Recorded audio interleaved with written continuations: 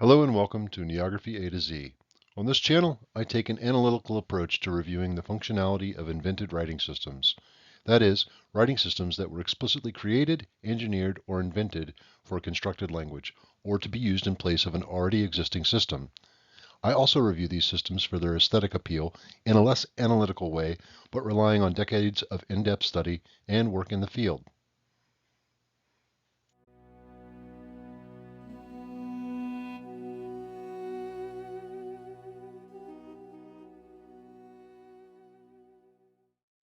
A bit of a different video this time, but I think it's going to be worth it. Ciphers can be fun. Not always, but they can be. So this episode, we're going to look at three systems simultaneously. Why, you might ask? Well, they're ciphers, mostly, but they appear in various sci-fi series of varying popularity with equally varying degrees of use and seriousness. Now we'll take a look at functionality. Before we get into these, let's be clear about terminology.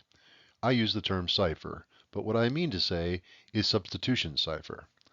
One of the more famous historical substitution ciphers is the Pigpen cipher, sometimes referred to as the Masonic cipher, Freemason cipher, Rosicrucian cipher, Napoleon cipher, and of course, tic-tac-toe cipher. These ciphers are usually very simple, meaning that with a pen and a pad, a literate speaker of the encoded language can deduce and decode the message or writing within a few minutes or maybe hours of first reading it.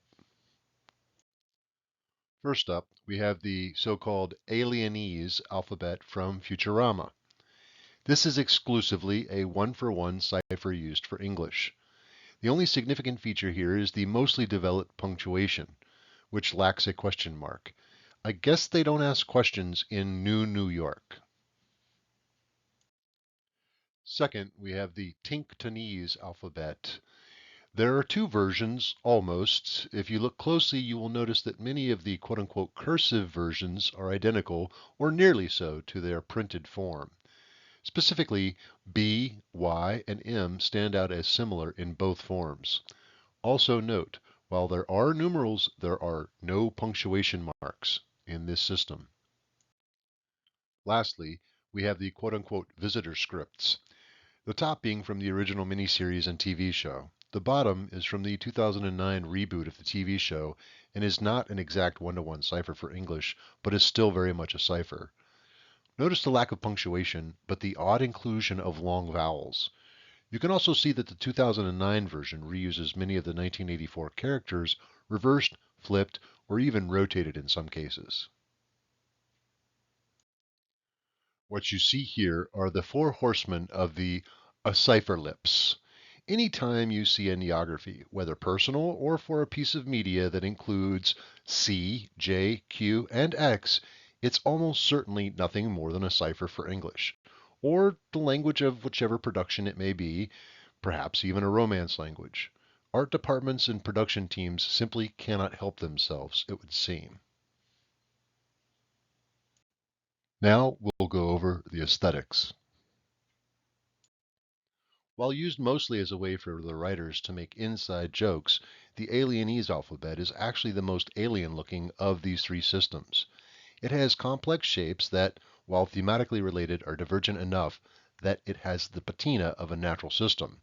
Many Futurama fans have adopted this script out of a love for the show. This script gives the creators of Futurama the ability to add a bit of depth and even intrigue into what is essentially a cartoon for teenagers. The design evokes a sense of technological uniqueness that is common throughout the television show. They have spaceflight on one hand, but the computer used to translate the script on screen occupies nearly half of a room. A tongue-in-cheek type of humor that marries well with the outlandish nature of the sci-fi comedy genre. The silly humor of the Futurama show and the otherwise meaningless nature of the alienese cipher has done little to deter fans from getting tattoos to demonstrate their loyalty to the show. What I find interesting is the accuracy that these various tattoo artists display with the letter forms, because I would wager they most likely aren't familiar with the show, and even if they are, the alienese alphabet is even less well known, Or maybe due to the number of tattoo examples I was able to find, it's far better known than it really should be.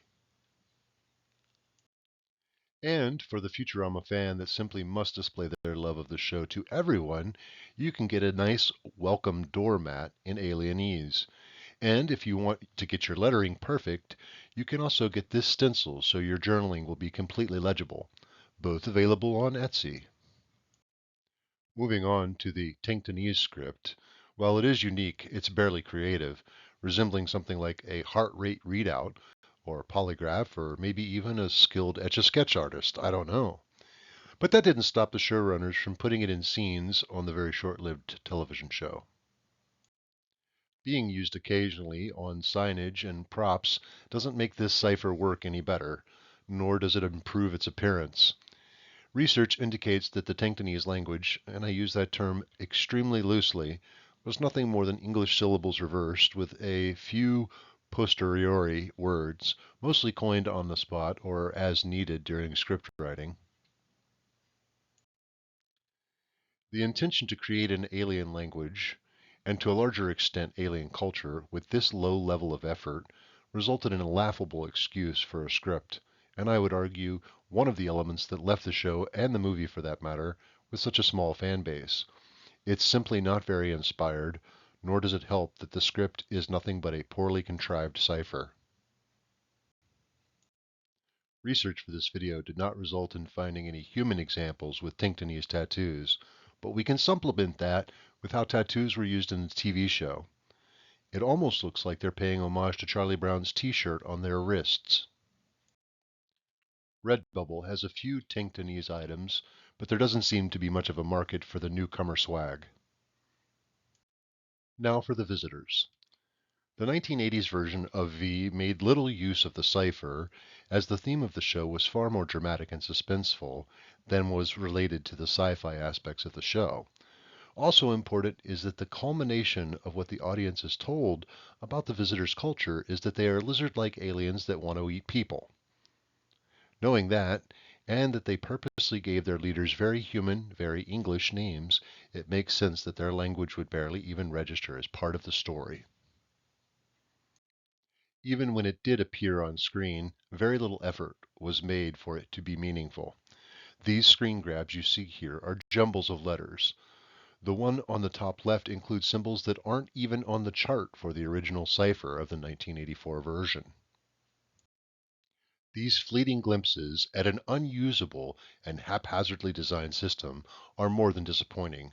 They're mildly insulting to the audience. But I digress. It was the 1980s. Who are we kidding? The 2009 version of the show was hardly any better. They used as little of the script as the 1980s version of the show, and research indicates even less effort to adhere to their own design. The efforts they did make were strictly to push the plot along, expositional in nature. And let's be clear, this script is hardly anything to brag about. It almost looks like leftovers from a casting of stencils for an entirely different system. However, Etsy and Redbubble are full of novelties for fans overcome by nostalgia. Alas, none of them seem to bother with any writing systems other than the alien symbol seen on the t-shirt. In this scene from the 2009 reboot, the sign in the background purportedly transcribes as, quote, "We are of peace," end quote. I guess this was meant to show the aliens' propaganda? The thing is, though, why is it in English transcribed? Why not an alien language? Or even better, just use the Latin alphabet. Oh, that's right. It's all just set dressing, like ciphers. Thank you for watching. I'm rating these scripts all together. 2 for 5 for functionality and 1 for 5 for aesthetics. The alienese script only gets a nod from me for its aesthetic appeal, which is barely there, but it fits the show it's used in. The other two are horrible. I can tell that the initial designs were likely an attempt at something very cool, perhaps unique, but budgets and time constraints likely led to some producer somewhere just telling the art department to come up with something easy and quick. As for functionality, it's only 2 for 5 because it's pretty difficult to mess up a cipher, but as I showed, it wasn't for their collective lack of trying. Those are my thoughts on these sci-fi ciphers. I'm interested in hearing what you think, maybe even just about the TV shows in general. Next time, I'll be discussing Kellen by Sylvia Sotomayor. So be sure to click the bell button to be notified when the next episode is posted. Thanks again for watching. Please be sure to like, share, and subscribe. I very much appreciate your time and thank you for watching. As a note, all relevant links used in the making of this video are in the description. All information is the property of its creators and is openly available online.